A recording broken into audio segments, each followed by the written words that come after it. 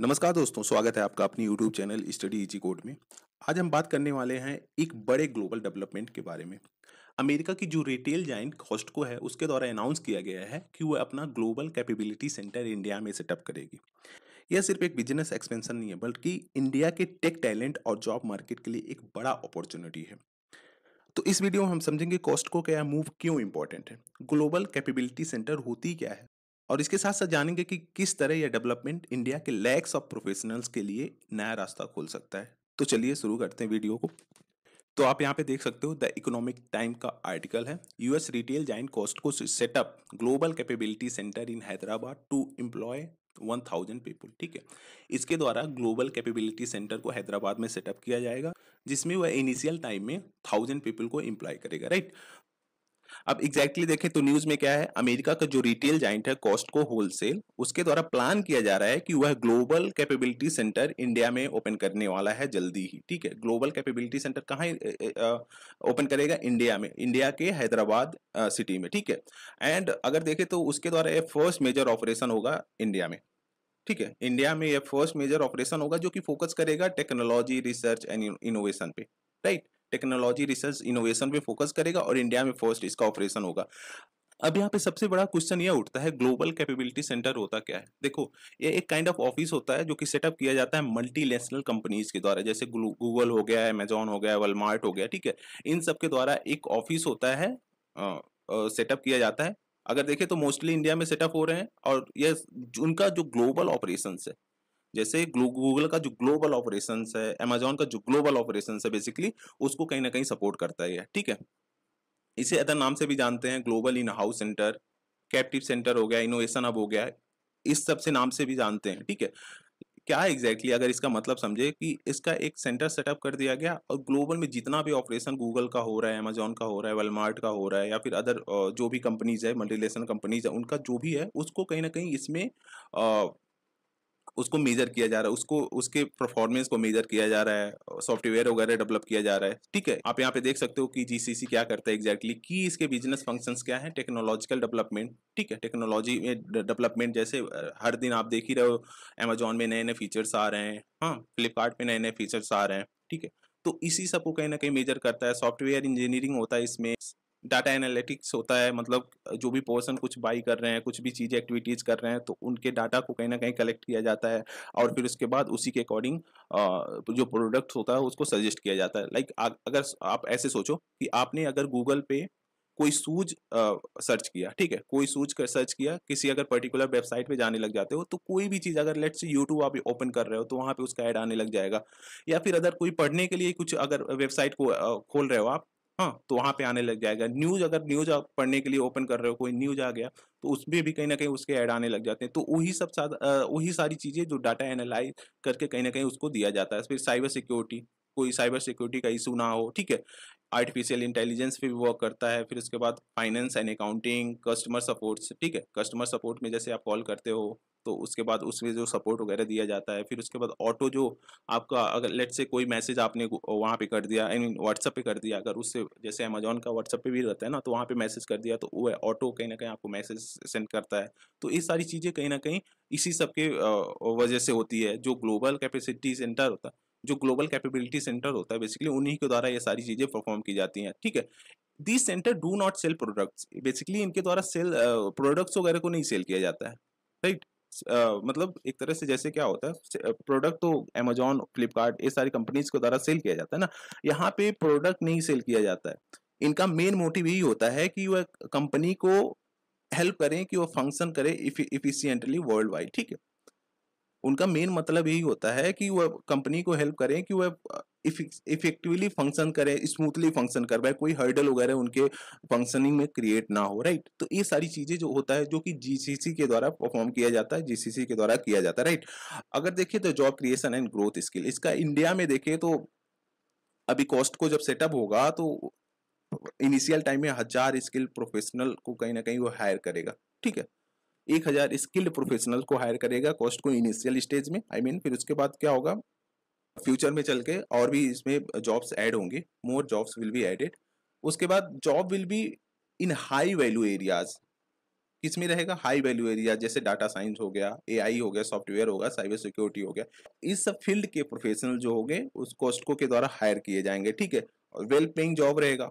अगर देखें तो लेट्स से जो अभी आईटी प्रोफेशनल्स होंगे उनको जो जॉब मिल रहा होगा, लेट्स से 1 लाख का मिल रहा है तो उस पे 20 to 25 लाख ज्यादा सैलरी दिया जाएगा, ठीक है। जैसे अभी 1 लाख मिल रहा है तो 1,25,000, 1,20,000 दिया जाएगा। तो ये कहीं ना कहीं एक बेटर अपॉर्चुनिटी है जो हमारे यहाँ स्किल्ड एक तरह से प्रोफेशनल्स हैं उनके लिए, ठीक है। और इसके साथ साथ देखें तो ये अदर एरियाज को भी सपोर्ट करेगा, जैसे ट्रेनिंग हो गया, लॉजिस्टिक हो गया, इंफ्रास्ट्रक्चर हो गया। इन सब फील्ड में कहीं ना कहीं एक सिग्निफिकेंट लेवल का वर्क करने वाला है कॉस्ट को, बेसिकली होलसेल, ठीक है।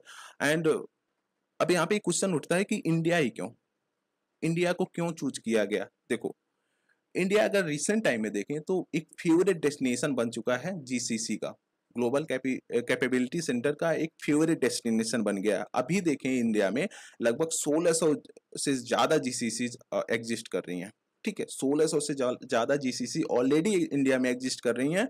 और पिछले 5 साल में देखें तो उन्होंने लगभग 6 लाख जॉब को क्रिएट किया है। लास्ट 5 ईयर्स में हमें 6 लाख जॉब्स क्रिएट करके दिए हैं जीसीसी, अगर देखें तो, ठीक है।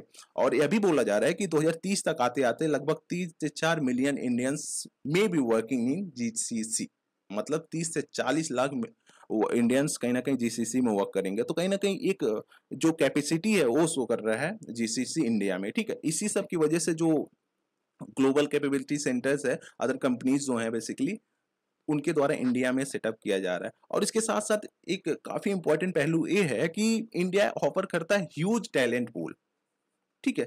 यहाँ पे टैलेंट की कमी नहीं है, ह्यूज टैलेंट पूल है। आप देख ही रहे हो कि इंडियन कहाँ कहाँ पे हैं, गूगल में भी इंडिया है, ठीक है। फिर उसके बाद वेरियस फील्ड में इंडियन काफी ज्यादा अच्छा कर रहे हैं। तो इसी वजह से एक ह्यूज टैलेंट पूल की वजह से कहीं ना कहीं ग्लोबल कंपनीज यहाँ पे अपना ग्लोबल कैपेबिलिटी सेंटर्स को सेटअप कर रही है। उसके बाद कॉस्ट बेनिफिट है। मतलब क्या है बेसिकली कि लेट्स से अगर आपको आप यूएस में हो, ठीक है, जहाँ पे वहाँ पे आईटी प्रोफेशनल को आपको 5 लाख पर मंथ देना होगा। 5 लाख डॉलर में कन्वर्ट कर लो जितना भी है, ठीक है, 5 लाख पर मंथ देना होगा। इंडिया में आपके 2 लाख 2.5 लाख में मिल जा रहे हैं। स्किल प्रोफेशनल इंडिया में आपको 2 लाख 2.5 लाख में मिल रहे हैं, जहाँ पे यूएस में आपको 5 लाख 6 लाख में मिल रहे हैं पर मंथ का अगर हम बात करें। तो कहीं ना कहीं कॉस्ट बेनिफिट इसमें है ज्यादा। और एक स्ट्रॉन्ग टेक इकोसिस्टम को भी इंडिया प्रोवाइड कराता है। समझ रहे हो, एक स्ट्रॉन्ग टेक इकोसिस्टम। जैसे आप बेंगलुरु में जाओ वहाँ पे कुछ अलग ही सीन है, फिर उसके बाद हैदराबाद में जाओ वहाँ पे सीन है अलग। मतलब वहाँ पे कितना स्ट्रॉन्ग टेक इकोसिस्टम आपको देखने को मिलता है, दिल्ली में क्या देखने को मिलता है।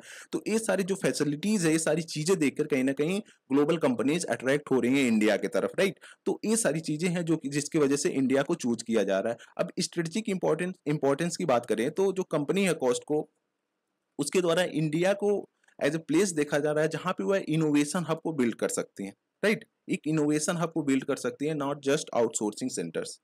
तो यहाँ पे इनोवेशन होगा, फिर उसके बाद और जो बेसिकली चीजें होंगी उसको और अच्छे तरीके से बढ़ाया जाएगा। उसके साथ साथ देखें तो India growing strength in retail tech CCC means that global retail companies want to tap into this environment, ठीक है।